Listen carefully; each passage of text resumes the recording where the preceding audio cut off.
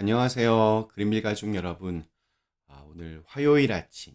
네, 오늘도 이렇게 매일 한 말씀으로 오늘 하루를 시작하는 모든 분들에게 우리가 주님의 말씀을 붙들고 기도의 자리에 있을 때 우리가 무엇을 해야 할지가 이렇게 분명하게 보여지고 또 그것을 행할 수 있는 담대함을 주님께서 주시기를 간절히 기원합니다.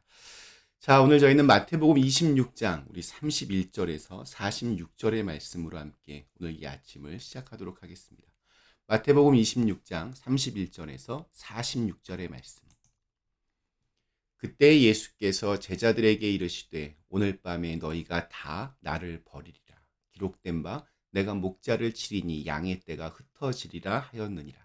그러나 내가 살아난 후에 너희보다 먼저 갈릴리로 가리라. 베드로가 대답하여 이르되 모두 주를 버릴지라도 나는 결코 버리지 않겠나이다. 예수께서 이르시되 내가 진실로 네게 이르노니 오늘 밤 닭 울기 전에 네가 3번 나를 부인하리라. 베드로가 이르되 내가 주와 함께 죽을지언정 주를 부인하지 않겠나이다 하고 모든 제자도 그와 같이 말하니라. 이에 예수께서 제자들과 함께 겟세마네라 하는 곳에 이르러 제자들에게 이르시되 내가 저기 가서 기도할 동안에 너희는 여기 앉아 있으라 하시고 베드로와 세베대의 두 아들을 데리고 가실새 고민하고 슬퍼하사 이에 말씀하시되 내 마음이 매우 고민하여 죽게 되었으니 너희는 여기 머물러 나와 함께 깨어 있으라 하시고 조금 나아가사 얼굴을 땅에 대시고 엎드려 기도하여 이르시되 내 아버지여 만일 할만하시거든 이 잔을 내게서 지나가게 하옵소서. 그러나 나의 원대로 마시옵고 아버지의 원대로 하옵소서 하시고 제자들에게 오사 그 자는 것을 보시고 베드로에게 말씀하시되 너희가 나와 함께 1시간도 이렇게 깨어 있을 수 없더냐. 시험에 들지 않게 깨어 기도하라.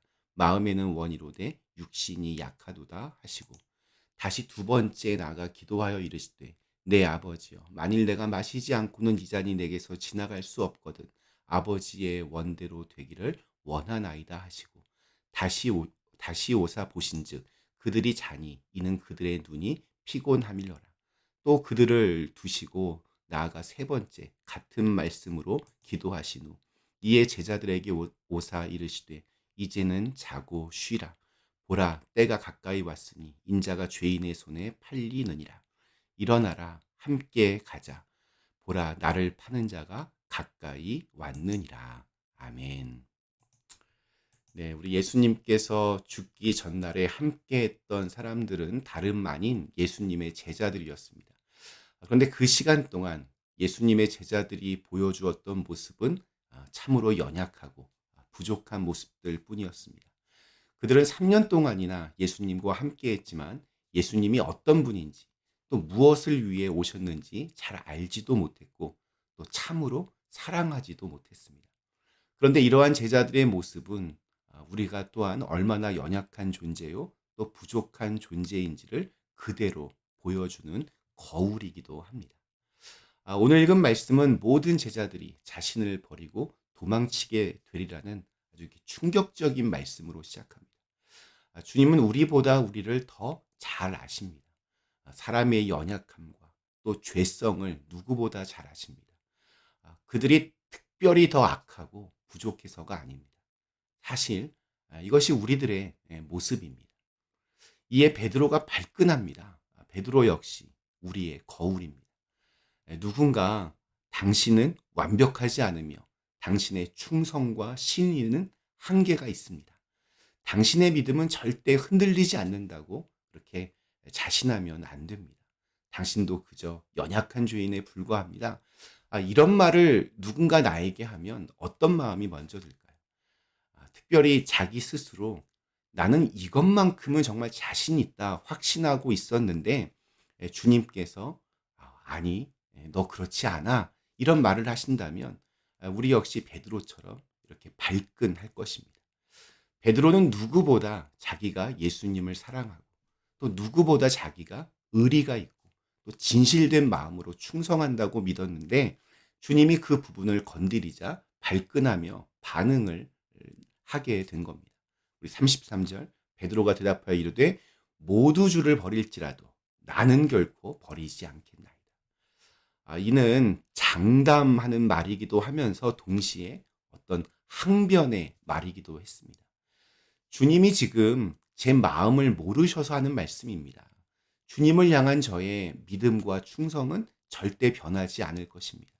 지금 저를 어떻게 보고 그런 말씀을 하시는 겁니까? 사람 잘못 보셨습니다. 저는 주님을 배신하는 그런 사람이 아닙니다.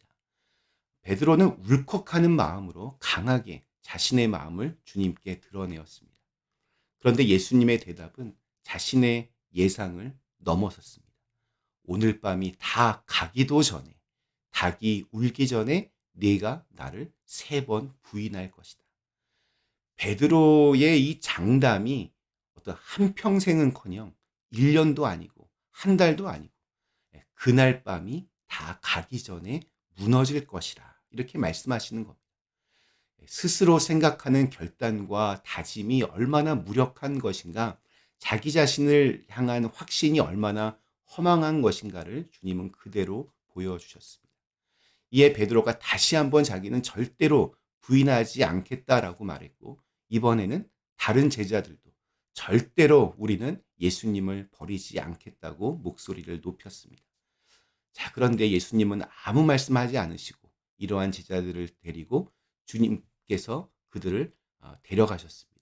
바로 겟세마네였습니다. 그리고 자신이 기도할 것을 말씀하시며 제자들에게 여기 앉아 함께 기도하라고 명령하십니다. 주님께서는 이렇게 장담하던 제자들에게 너희에게 지금 필요한 것은 기도하는 것이라는 것을 보여주시는 겁니다. 장담에서 기도로의 전환. 이것이 바로 우리가 해야 할 일입니다. 교만한 사람은 자신만만하게 장담합니다. 그러나 겸손한 사람은 기도합니다. 장담하는 거 나를 믿는 겁니다. 그러나 기도는 하나님을 믿는 것입니다. 주님은 기도의 자리로 나갔습니다. 그리고 지금 마음이 너무나 괴로우니 나와 함께 깨어서 기도해 달라는 아주 특별한 부탁까지 했습니다. 주님의 기도 정말 모범입니다. 제가 몇 번 말씀드렸지만 전 예수님의 생애 중에 지금 이 장면이 가장 클라이막스라고 생각합니다.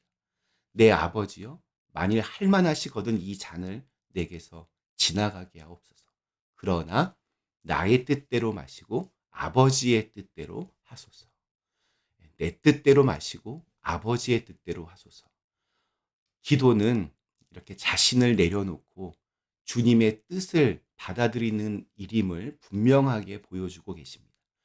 주님은 기도를 통해 우리가 믿는 것이 우리 자신을 향한 믿음이 아니요 하나님을 믿는, 하나님의 선하신 뜻을 믿는 것임을 보여주었습니다. 그러나 그렇게 장담하던 제자들의 모습은 참담했습니다. 정작 기도의 자리에서는 잠을 자고 있었습니다. 베드로에게 주님께서 말씀하셨습니다. 너희가 나와 함께 단 1시간도 깨어 있을 수 없더냐. 시험에 들지 않게 깨어 기도하라. 마음은 원이로되 육신이 약하도다. 이 순간은 그들의 장담이 무너지는 순간이었습니다.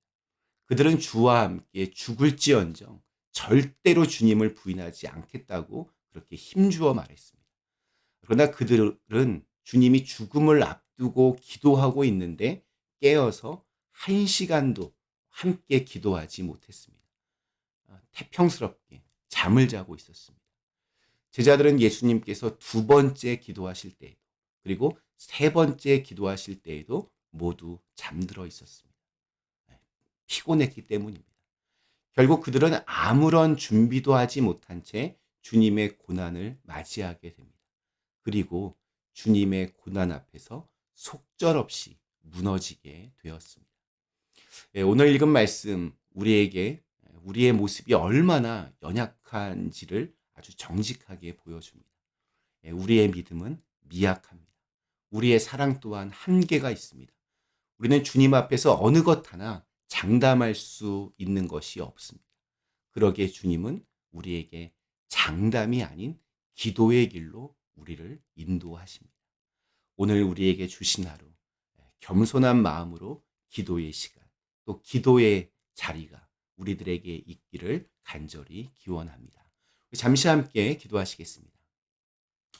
거룩하신 하나님, 제자들은 호언장담했지만 정작 예수님이 정말로 필요로 하셨을 때 그들은 피곤하여 잠을 자고 있었습니다.